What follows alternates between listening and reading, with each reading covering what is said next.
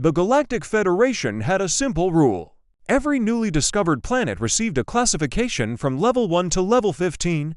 Level 1 was a paradise, gentle weather, soft gravity, peaceful life. Level 15 was a death world. These were planets with crushing gravity, poisonous air, storms that could strip metal, and creatures that saw all other life as food for 500 cycles. No sentient species had evolved on a Level 15 world. It was considered impossible. The Federation believed that intelligence required safety.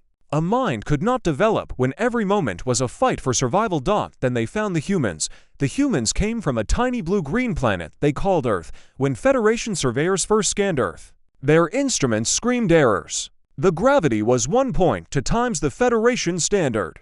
The atmosphere contained free oxygen, a highly corrosive gas. The temperature swung between freezing and boiling at different points on the surface. The tectonic plates moved constantly. The magnetic field flipped every few 100,000 years. The surveyor captain, a Xylorian named Vex, filed his report with shaking hands. This world should not exist. Nothing this violent can support complex life, but it did. And the life that crawled out of Earth's oceans had teeth, claws, anger, and an absurd refusal to die. The humans did not know they were Deathworlders. To them, Earth was normal. They thought everyone grew up with earthquakes, hurricanes, volcanoes, and predators that hunted in packs.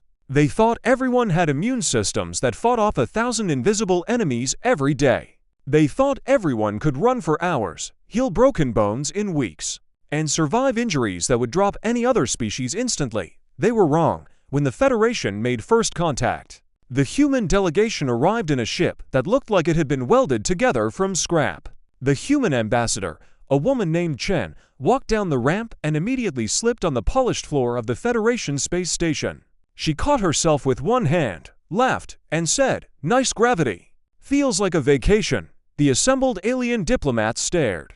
The station's gravity was set to 0.6 standard. For most species, this was comfortable. For humans, it felt light. They moved faster than anyone expected. They jumped higher. They threw things harder. The first incident happened during the welcome banquet. A human military officer named Sergeant Kellin drank a glass of water offered by the hosts. The water came from a Level 3 agricultural world. It was considered pure. Kellin drank it, smiled, and asked for another. 3 hours later, he was fine. But the station's medical bay had run 17 tests and found that the water contained trace amounts of a bacteria harmless to humans, but deadly to 47 other species. Kellin had not even burped. The Federation scientists were confused. They ran more tests. They exposed human blood samples to toxins, radiation, vacuum, and extreme temperatures. The blood did not die. It adapted. It fought. White cells they had never seen before attacked foreign substances with savage efficiency. Human cells repaired damage that would have caused cellular collapse in any other known organism. The lead scientist, a careful teller named Dr. Mies, published a paper titled The Deathworld Anomaly. In it, she argued that humans were not just survivors of a Level 15 world. They were products of it. Every part of their biology had been forged in constant crisis. Their bones were denser than any other species. Their muscles fired faster. Their eyes could see in near darkness. Their ears could hear frequencies across a wide range. Their skin could heal from cuts and burns in days, but the most frightening discovery was their psychology. Humans did not avoid danger. They sought it. They climbed mountains for fun. They jumped from planes with cloth wings. They swam in oceans full of predators. They built machines that went faster than sound and rode them like horses. Their entertainment was full of stories about heroes who faced impossible odds, and one. Dr. Mies wrote, "This species does not fear death. It respects death, but it does not let death stop it. This is not bravery. This is a fundamental difference in risk calculation. Humans look at a 90% chance of failure and see a 10% chance of success. They do not see the failure. They see the chance." The Federation Council read the paper and decided to do something very stupid. They sent humans to a Level 15 death world. The world was called Kraxos. It had been discovered 3 cycles ago and immediately sealed. Kraxos had gravity 1.8 times standard. Its atmosphere was thick with methane and sulfur. Its surface temperature averaged 70 degrees Celsius. Its storms were electromagnetic hurricanes that could scramble any unshielded electronics. Its native life was all predatory. Plants had thorns that could pierce armor. Animals had venom, claws, and no fear of anything. The Federation wanted to study Kraxos. They had tried sending automated probes. The probes lasted an average of 4 hours before the storms or the creatures destroyed them. They had tried sending drones. The drones were eaten. They had tried sending trained scientific teams from their hardiest species, the Boran, who came from a level 8 world and could survive high radiation. The Boran team landed, stepped outside, and 2 of them died from the heat within minutes. The rest retreated to their ship and refused to leave. Kraxos remained a mystery. Then someone on the council said, "What about the humans?" The debate was fierce. Some members argued that sending humans to Kraxos was cruel. Others argued that humans would enjoy it. No one could decide which argument was worse. In the end, the council offered the humans a deal. Go to Kraxos. Establish a research outpost. Survive for 1 standard year. In return, the Federation would grant Earth full membership with all rights and benefits. Ambassador Chen accepted without consulting her government. When asked why, she said, "One of our scientists already wants to study the storms. And 3 of our soldiers want to fight the animals. And our engineers want to see if they can build a base that can survive an earthquake. Honestly, you're paying us to have a good time." The council did not understand that she was not joking. The human mission to Kraxos consisted of 12 people. 6 scientists, 4 soldiers, 2 engineers. They were led by Commander Elias Vane, a former Special Forces officer who had spent 10 years in Earth's most hostile environments. He had crossed Antarctica on foot. He had climbed Everest without oxygen. He had dived to the bottom of the Mariana Trench. When he saw the data on Kraxos, he smiled. "Finally," he said, "a challenge." The Federation provided a transport ship to carry the humans to Kraxos. The ship was state-of-the-art. It had shields, redundant systems, and a crew of 40 experienced pilots and technicians. The humans spent the 2-week journey modifying their equipment. They reinforced their suits with extra armor. They built weapons that fired projectiles at supersonic speeds. They packed food that could last for years without refrigeration. The Federation crew watched them and whispered. These humans were not afraid. They were preparing like soldiers going to war, but their faces showed excitement, not dread. On the day of arrival, the transport ship entered Kraxos orbit. The view was terrifying. The planet was a swirling mass of red and brown clouds. Lightning flashed constantly. Storms the size of continents moved across the surface. The heat rising from the atmosphere made the ship's sensors blur. The Federation pilot, a nervous Phyrexian named Lana, looked at Commander Vane and said, "Are you sure about this?" Vane checked his weapon, his suit, and his helmet. "No," he said, "but that's never stopped me before." The landing craft detached from the transport and descended. The descent was rough. The storms grabbed the craft and shook it like a dog with a rat. Alarms blared. The heat shields glowed orange. One of the engineers, a woman named Park, kept laughing. "This is nothing," she said.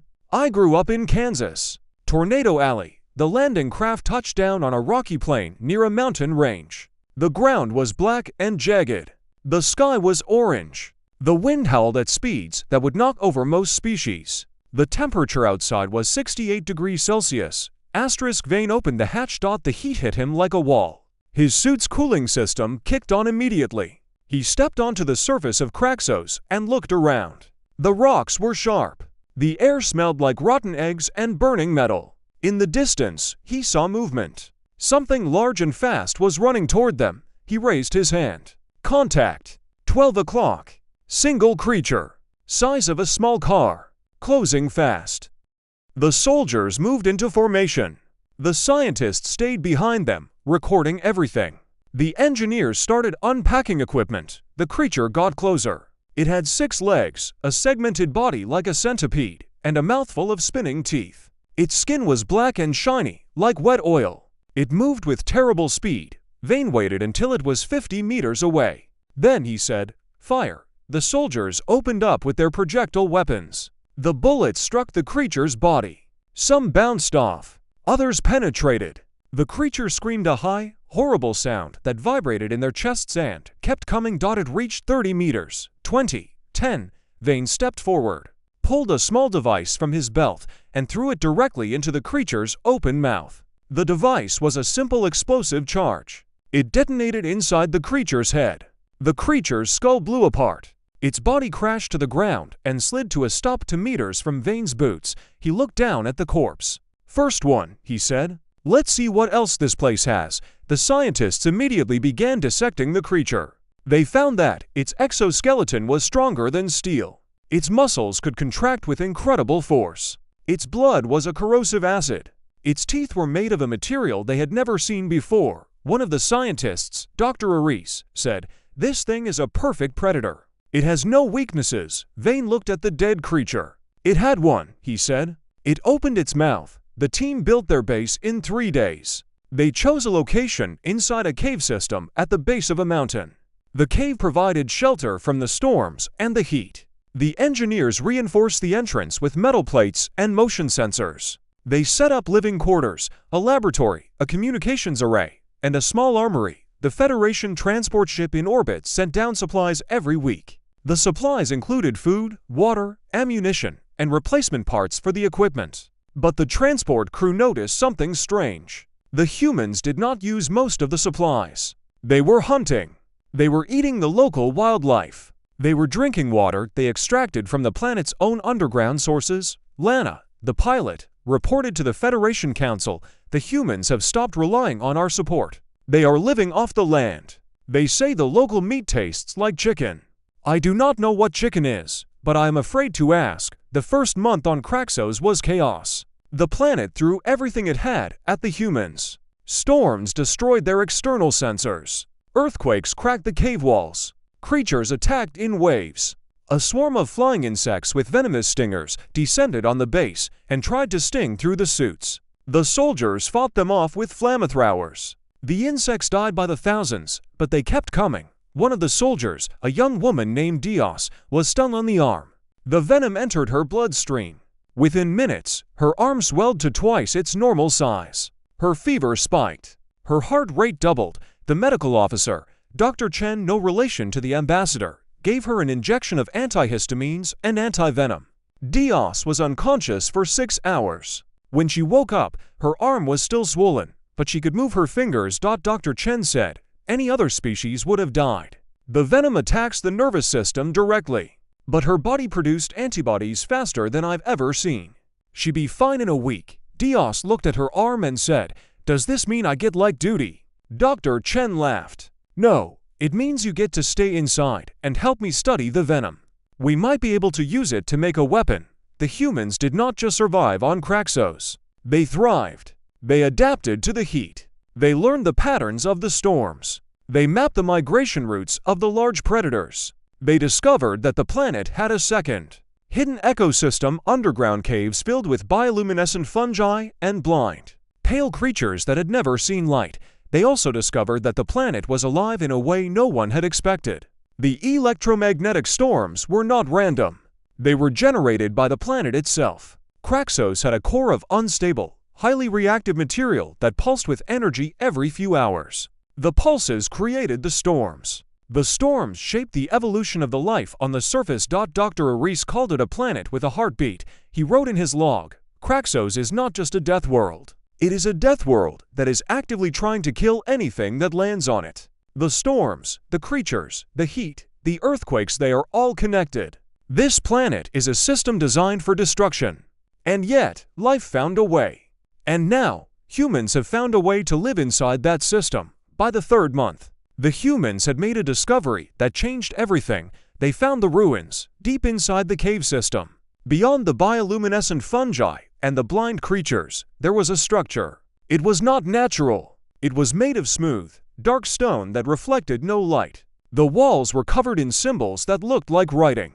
The floor was perfectly flat. The air inside was cool and still. Commander Vane stood at the entrance and looked inside. "This is not from any known species," he said. "This is old. Very old." Dr. Aris ran his scanner over the walls. "The stone is at least 10 million years old.